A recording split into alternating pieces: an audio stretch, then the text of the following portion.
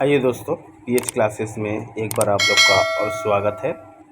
इस वीडियो में static verbs English grammar rules के बारे में हम लोग सीखेंगे। पार्ट्स ऑफ स्पीच का सीरीज चल रहा है, उसमें पिछले वीडियो में वर्ब के बारे में डिस्कस किए थे। वर्ब के टाइप्स के बारे में भी डिस्कस किए थे, जिसमें एक्शन वर्ब हो चुका है प्रीवियस वीडियो में। अब स्टैटिक वर्ब्स के बारे में सिखाने वाले हैं, तो चलिए चलते हैं। तो स्टैटिक वर्ब्स में सबसे पहले हम लोग लिस्ट ऑफ स्टैटिक वर्ब्स देख लेते हैं कि स्टैटिक वर्ब्स में कौन कौन से वर्ब्स को शामिल किया जाता है। उसको मैं मैंने कैटेगराइज करके रखा हूँ ताकि आप लोग को समझ में आए, मैंने कैटेगरिकली आप लोग उसको समझ सकते हैं। तो चलिए नेक्स्ट स्लाइड में चलते हैं। तो स्टैटिक वर्ब्स पोजीशन मेजरमेंट्स को शो करता है, थॉट्स एंड ओपिनियंस को शो करता है, सेंसेस एंड परसेप्शंस को शो करता है, प्रेफरेंसेस एंड फीलिंग्स को भी शो करता है। तो ये सारे वर्ब्स जो होंगे वो स्टैटिक वर्ब्स कहलाएंगे। तो एज़ फॉर एग्जांपल्स के लिए मैंने कॉलम वाइज लिख के रखे हैं, आप लोग उसको नोट डाउन भी कर सकते हैं। जैसा पहला में है have, consist, belong, cost, content, depend, fit, include, involve, measure, own, possess, weigh. Thoughts and opinions में आप अगर जाएंगे तो agree, believe, concern, disagree, doubt, forget, imagine, know, mean, promise, realise, suppose, recognise, remember, think, suspect, understand आएंगे।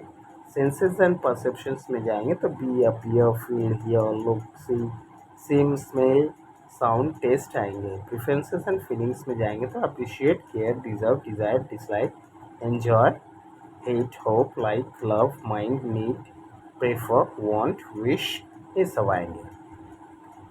तो अब हम लोग देखते हैं थोड़ा सा डिटेल में, थोड़ा सा स्टैटिक वर्ब्स को देखते हैं। तो क्वेश्चन आता है कि what are static verbs, static verbs क्या हैं।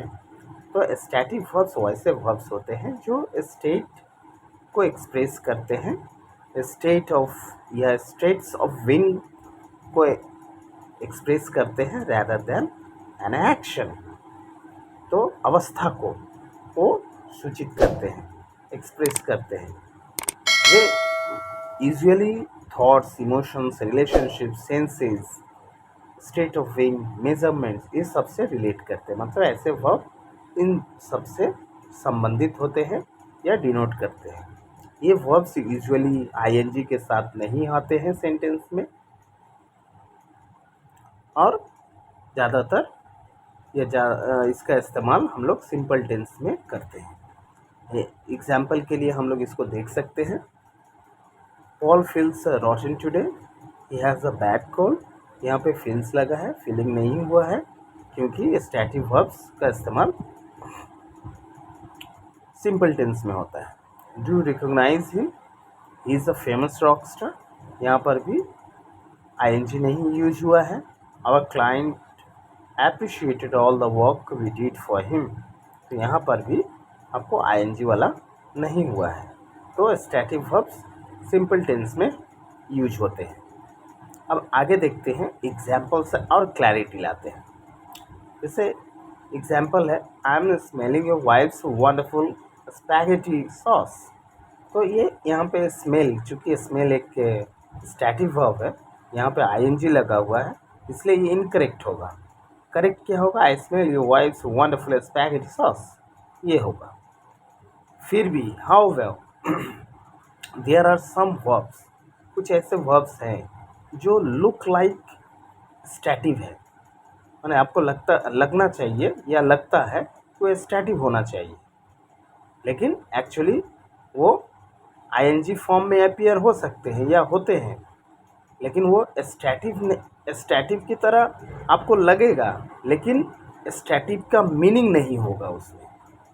तो इसमें कन्फ्यूजिंग थोड़ा हो सकता है, इसको एग्जाम्पल से और क्लियर हम लोग कर सकते हैं। तो चलिए आगे के स्लाइड में इसको क्लियर करते हैं।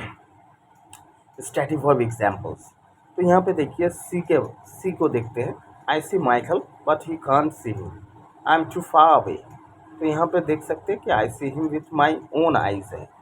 तो यहाँ पे सी में आईएनजी नहीं लगा है, लेकिन नीचे वाला देखिए सी चूँकि स्टैटिक है, यहाँ पे यहाँ पे नीचे देखिए, James is seeing Marsha, they have been together for a month. यहाँ पे ही इज डेटिंग हर, यहाँ कंटिन्यूस की तरह है, मीनिंग दूसरा हो गया। कंटिन्यूस में यूज हुआ है लेकिन मीनिंग दूसरा है। हियर के बारे में देखिए, हियर एक स्टैटिव है। I hear music coming from the Smiths apartment, someone must be home now. तो यहाँ पे साउंड को एक्सपीरियंस करने के लिए है, तो इसलिए हियर है स्टैटिव की तरह, लेकिन यहाँ पे मीनिंग चेंज हो जा रहा है स्टैटिव है लेकिन मीनिंग स्टैटिव की तरह नहीं है। आई एम हियरिंग वॉइसेस, तो यहाँ आई एम इमेजिनिंग इट, तो इसलिए यहाँ पे आईएनजी लगा। हैव के अगर देखा जाए तो जेरेमी हैज़ अ मर्सिडीज, मतलब ही ओन्स इट, तो इसलिए ये है। यहाँ देखिए, सारा is having lunch with her editor, यहाँ पे क्या है, वो खा रही है, कंटिन्यू है, शी इज ईटिंग लंच। तो हमको लगता है कि अब स्टैटिव वर्ब एग्जाम्पल से और क्लैरिटी हो गई है। अब आगे हम लोग को कुछ एक्सरसाइज वगैरह देख लेते हैं ताकि आप लोग को और क्लैरिटी मिले स्टैटिव वर्ब्स के बारे में।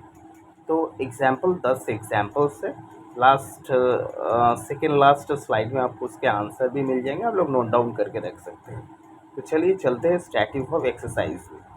तो complete each sentence using the stative verb form, the parenthesis। तो यहाँ पे हम 10 को लिखे हैं। आप क्या कर सकते हैं, एक सूटेबल जो स्टैटिव वर्ब है वो आप चूज़ करके यहाँ आपको कंप्लीट करना है पूरे सेंटेंस को। तो सबसे पहला है, do you dash the answer, depend होगा, डिपेंड ऑन होगा, नो होगा, इंक्लूड होगा, जिम डैश। अब यहाँ पे डिजर्ट एवरी डे, हैज़ होगा, इट्स होगा, पॉजेसेस होगा, क्या होगा, अब लोग दिमाग लगाइए। I dash good about the race's outcome, यहाँ पर भी है। She dash her mother, imagine, resembles, works with, do you dash they will win, think, involve, promise, did really dash everything you did for them, include, appreciate, dislike, I think the teacher was a dash with my speech, involved, measure, satisfied। तो यहाँ पे ये सारे question हैं, आप लोग I think note करके रख चुके हैं।